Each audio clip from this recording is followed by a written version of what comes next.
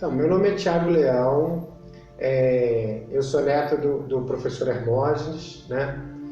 Eu conheci Saibaba. E muitas das coisas que Swami falava nesse livro eram coisas incríveis dos milagres, das materializações e tudo, mas o que me chamava mais atenção era a forma como ele olhava toda essa história da espiritualidade, né? O que era essa espiritualidade. E eu confesso que isso foi uma coisa que calou muito fundo em mim, né? Agora, aconteceram coisas a respeito dessas materializações, né? E foram acontecendo muitos fatos que me chamavam a atenção, mostrando para mim que aquele era um caminho verdadeiro, né? Que não existia nada de fantasioso naquela história toda, mas era uma coisa de verdade mesmo, né? E aí, a primeira coisa interessante que aconteceu foi que ele falava muito. Era coordenadora de serviço da organização Saibaba e eles fizeram um encontro com as pessoas que estavam interessadas em conhecer mais sobre a mensagem para falar como o Centro SAI funcionava no Brasil.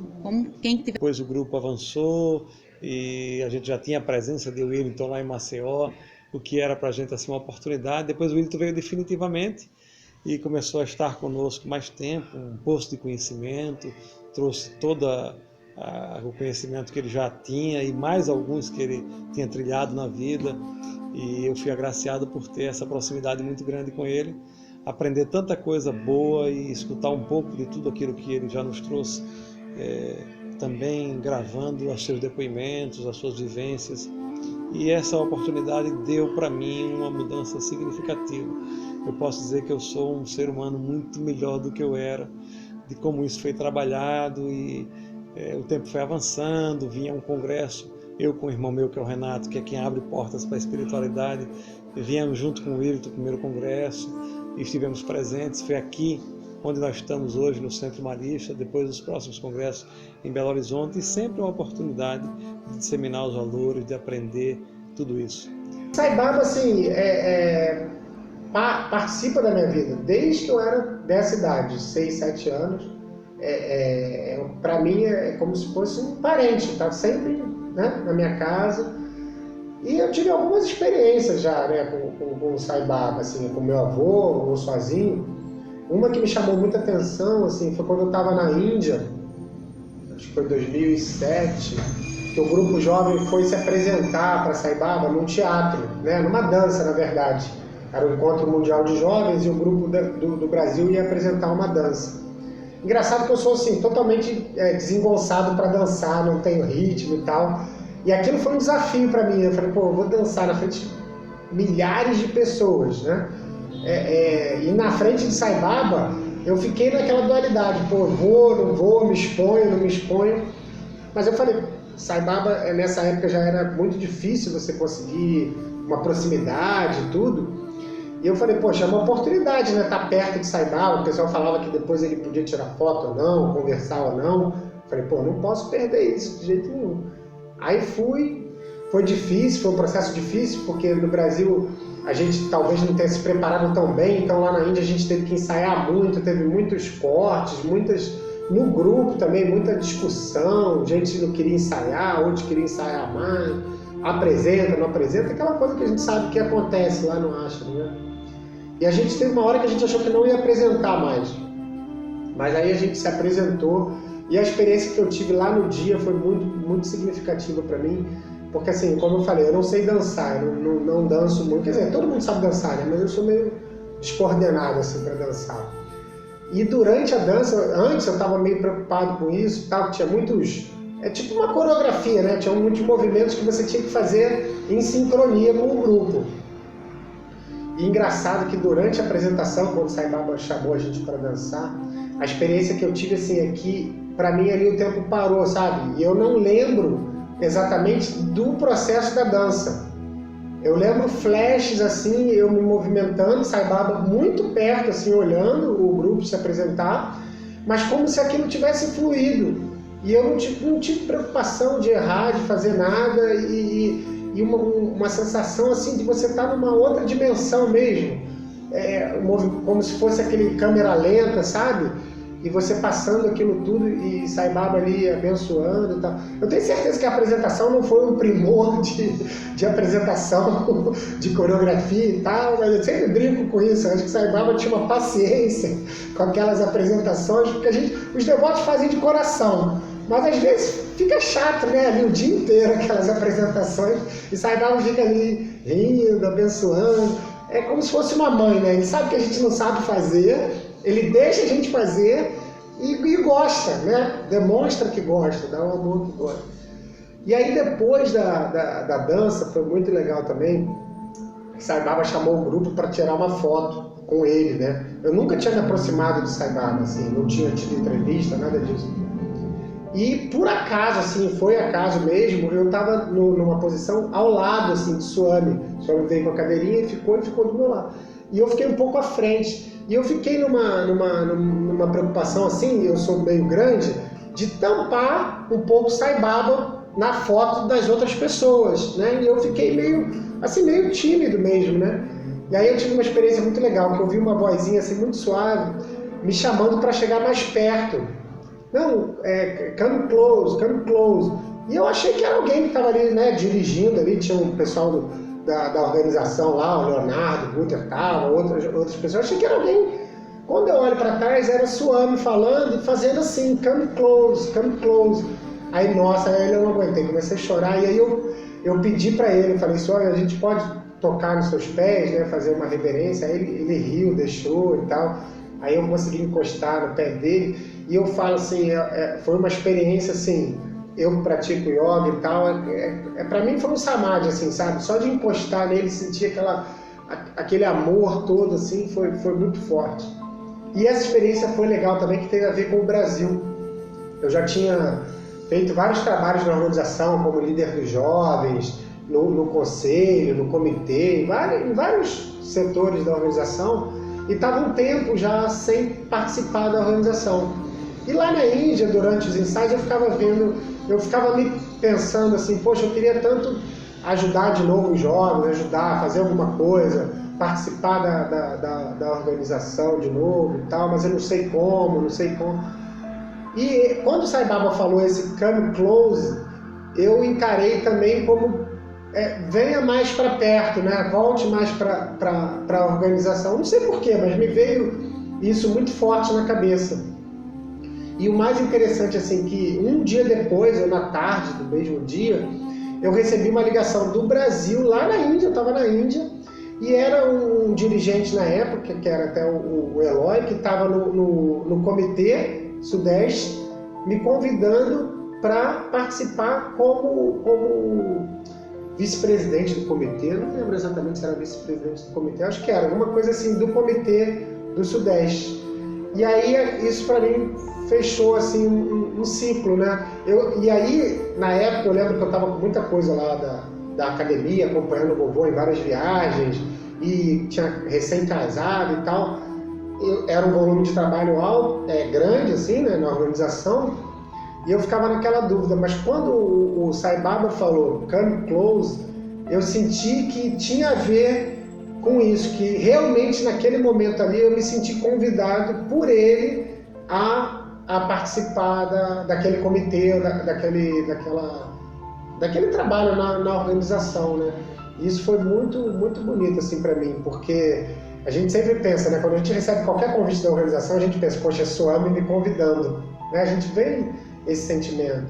E eu já participei, já tive que, às vezes, não aceitar alguns trabalhos na organização, mas aquele, para mim, foi muito forte essa experiência. Tive outras experiências, mas essa, assim, de chegar perto de Swami, tocar nele, para mim aquilo ali foi realmente transformador, sabe? Aquela viagem ali, e eu sinto realmente, não é intelectual, eu sinto que aquele toque ali abriu mais o meu coração, a minha mente, mudou coisas que eu ainda vinha tentando mudar, e é o que eu falo assim com os amigos, com as pessoas, né, que conhecem Sai Baba, realmente ter Swami na nossa vida é um privilégio que a gente não tem noção, né? As escrituras falam de que nascer humano, né, nascer com uma vida humana, ter uma experiência humana, já é uma coisa muito difícil, né? Tem muita gente querendo encarnar e tudo. E nascer na era de um avatar, né, de um Deus encarnado, ter consciência de que ele é o avatar, participar da missão do avatar e ainda mais poder ter ido à Índia, ter visto Sai Baba, chegado perto de Sai Baba, é uma coisa que assim não tem. Ficou junto com o grupo de Salvador. E, para minha surpresa, o governador não pagou o salário. E o pai dos meus filhos tinha me oferecido para comprar passagem no cartão dele e eu, por orgulho, não aceitei, mas no último dia eu tive que aceitar, né? E a passagem foi comprada no cartão. Depois ele falou: não, eu não vou te cobrar nada, vai ser um presente. Ele me deu esse presente, né? Fui para a Índia, não me faltou nada. Não me faltou nada. Fui e voltei super tranquila financeiramente, né? Foi muito bom. E quando eu voltei, foi muito difícil para eu conseguir ir, porque a família me pressionou muito. Meus filhos eram muito pequenos, diziam que eu estava fanática, que eu ia abandonar meus filhos. E eu falei para eles: na próxima vez que eu for à Índia, eu vou levar vocês, mas eu não consegui levar. Em 99, eu voltei à Índia. Antes de voltar, eu estava sentindo o chamado, mas eu não estava querendo, porque eu não tinha condições de levar meus 2 filhos, e eu tinha prometido. Mas o chamado era muito forte. Até que meu filho mais velho me chamou e falou: mãe, não precisa levar a gente, você vai sozinha. Mesmo assim, eu estava questionando para Baba: será que eu tenho que ir mesmo? Será que o chamado... Porque eu preciso, assim, de uma prova que é um chamado verdadeiro, uma prova verdadeira. E daí eu sonhei com o Swami me chamando. E muita gente dizia: vai. Aí eu subi a escada lá na Índia mesmo, no astro de Sai Baba, e quando eu subia, Swami estava sentado com 2 anjos ao lado. E ele me perguntava: o que é que você quer? E eu respondia: a felicidade de Luíto.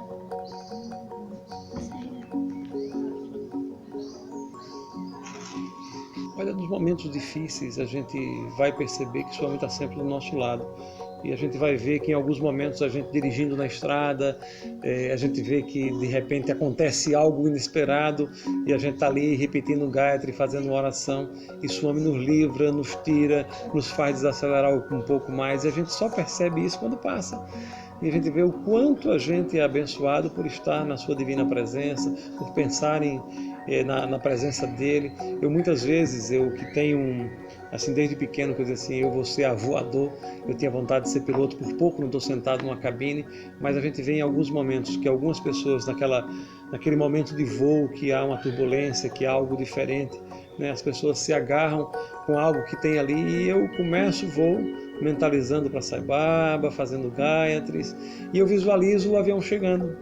Eu sempre, quando entro no avião, eu visualizo o pouso e visualizo o Swami no comando. Então, para mim é muito mais fácil, muito mais tranquilo, muito mais harmônico, porque eu sei que eu vou chegar em segurança, que ele está guiando, que ele está cuidando, que ele está protegendo. Então, essa é sempre uma coisa assim bacana. E eu lembro que eu estava saindo de Brasília uma vez, naquela época do apagão aéreo, e o piloto, eu que sei um pouco das coisas, ele não saiu daquele nível, numa chuva e um toró, e ele não mudou de nível, que eu acho que não foi autorizado, e todo mundo no avião com medo, e eu naquela fase tranquila, sabendo que estava ali sendo conduzido pelo Senhor e que a gente chegaria ao destino com tranquilidade, com harmonia, com paz. Então eu digo que os milagres são sempre o dia a dia. Diz que Einstein dizia assim, que tem 2 maneiras de se pensar na vida: uma é que não existem milagres, e a outra é que tudo é um milagre. Estar vivo é um milagre, estar presente aqui é um milagre. Então vivamos esse milagre com amor, com harmonia, com paz, que o Swami nos conduza até os fins dos nossos dias e que a gente consiga atingir a meta, chegando aos pés dele, estando ao seu lado. Sairam. E a última experiência também foi muito boa, porque em 2010, em janeiro, eu tive meu filho, e em 2011 a gente foi com o João, né, o João Francisco, meu filho. Ele não tinha feito nem 1 ano. Então ele fez o primeiro aniversário de 1 ano lá na Índia, no ashram. Ele aprendeu a andar lá no ashram E teve um darshan que foi muito legal, o Swami já muito fragilizado, assim, né? Vinha na cadeira de roda e tal. O João no meu colo, 1 ano, né? Tava até com o Renato Sofiati também, com o filhinho dele, o Rafael. Aquele darshan, sabe, demorado, que a gente ficou horas esperando o Sai Baba e a gente achava que o Sai Baba não vinha mais, porque nessa época tinha alguns darshans, acho que até pela questão física ele já não estava podendo ir sempre. E eu com o João no colo, o João querendo sair e tal. Na hora, assim, 10 minutos antes do Sai Baba começar o darshan com a cadeira, o João dormiu no meu colo, sabe? Aquela Índia, aquela confusão, milhares de pessoas. O Sai Baba veio se aproximando e eu falei, cara, eu não posso deixar o João dormindo e Sai Baba passar. Aí eu acordei ele, tadinho, ele com 1 ano, né? Acordei ele todo descabelado, assim, meio que babando assim, no meu colo. Aí Sai Baba veio com a cadeira muito pertinho, eu peguei o João e fiz assim, né? E ele com o cabelo todo ruim, assim, e meio que, tipo, não sabendo o que estava acontecendo. Aí Sai Baba abriu um sorriso, assim, que acho que ele entendeu a situação, sabe? Abriu um sorriso, assim, e fez aquela mãozinha, assim, tipo, abençoando, sabe? Deixa o garoto dormir, deixa ele em paz, que ele tá aqui. Mas aquilo também, assim, pra mim, assim, foi muito significativo, porque para a vida do João, eu acho que fez muita diferença, sabe? Olhar para o Avatar olhar para ele e fazer um gesto de bênção foi muito, muito, muito forte, assim. E depois a gente voltou a Índia outras vezes, mas o que eu falo de Sai Baba, assim, Sai Baba é tudo, cara, na minha vida, assim. Independente, às vezes, eu estar perto do centro ou não, mas eu estou em casa, estou conversando com ele, estou rezando, estou fazendo minhas orações. A gente tem o nosso grupinho lá na Barra, que é pequeno, a gente reúne uma vez por mês. Mas a minha família é a família Sai, sabe? São vocês, o professor representou também tudo na minha vida. Além de meu avô, foi meu mestre também, como Sai Baba, foi quem me levou para Sai Baba, quem me ensinou a yoga, me ensinou tudo. Então, ter o Sai Baba e ter o professor próximo, para mim, ter o professor próximo era ter Sai Baba próximo. Né? Então, eu sentia muito essa energia. E agora os dois estando num outro plano, né, sem o corpo físico, da mesma forma. Sai Baba está na minha vida como o professor está na minha vida diariamente. Né? Não tem um dia que eu não leia, que eu não estude, que eu não fale, que eu não medite, sem pensar em Swami, sem pensar no professor, tá? É isso que eu queria dividir com vocês. Obrigado, Om Sai Ram.